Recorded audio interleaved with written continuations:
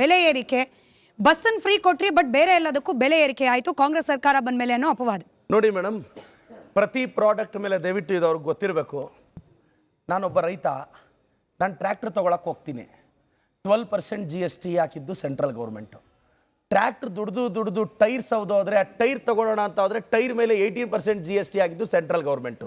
Spare parts ಹಾಳಾಯಿತು ಅಂತ spare parts ತೊಗೊಳಕ್ಕೆ ಹೋದರೆ 28% GST ಮಾಡಿದ್ದು ಸೆಂಟ್ರಲ್ ಗೌರ್ಮೆಂಟು.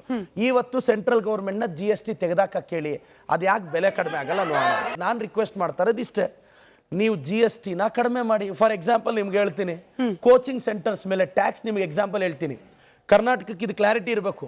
ನಾನೊಂದು ಸ್ಟೂಡೆಂಟ್ ಹತ್ರ 1 ಲಕ್ಷ ಫೀಸ್ ತಗೊಂಡ್ರೆ 18,000 ಸ್ಟ್ರೈಟ್ ಅವೇ GST ಕಟ್ಟಬೇಕು.